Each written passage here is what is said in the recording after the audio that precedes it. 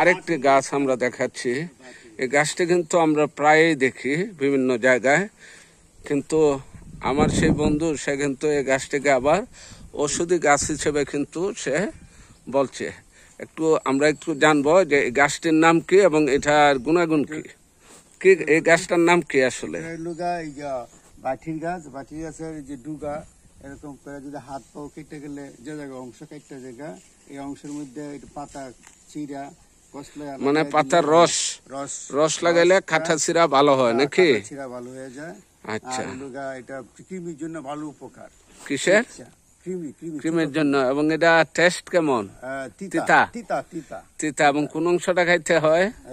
এই যে এই কচি পাতা, একদম কচি পাতা। কচি পাতা এই যে দেখেন শেখাচ্ছে। এবং আমি নিজেও কিন্তু অল্প মুখে দিয়েছিলাম প্রথমবার, এবং আমার মুখে এখনো কিন্তু তিতা।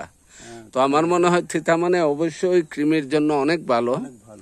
এবং কৃমি, হ্যাঁ, তিতা জাতীয় উদ্ভিদ যেগুলা বিশেষ করে ঔষধি, সেই গাছগুলো অবশ্যই কৃমির জন্য অনেক ভালো। এবং আপনারা গাছটা দেখে রাখেন, আমি একটু ক্লোজ করে আপনাদেরকে দেখাচ্ছি। খুব পরিচিত একটি গাছ এবং প্রচুর পরিমাণে জন্মে। হ্যাঁ, তুই কি এটার উপকার পাইছস? আমি নিজেই খাই এটা প্রতিদিন এবং উপকার পাইছি।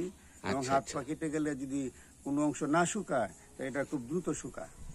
এবং সে কিন্তু মোটামুটি আমি মনে করি যেটা একটা অ্যান্টিবায়োটিকের মতো কাজ করে। ইনজেকশন নেওয়া যায় না, এবং ইনজেকশন নেওয়া লাগে না আমার এটি চলে তাই। এবং ন্যাচারাল জিনিসে তো কোনো পার্শ্ব প্রতিক্রিয়া নেই। এবং আমার এই বন্ধুটা কিন্তু ছোটখাটো একজন আয়ুর্বেদিক বিশেষজ্ঞ। সে কিন্তু বিভিন্ন উদ্ভিদ সম্পর্কে জানে। আমার মোটরসাইকেলের যাত্রাপথে সে কিন্তু অনেক গাছ আমাকে দেখিয়েছে।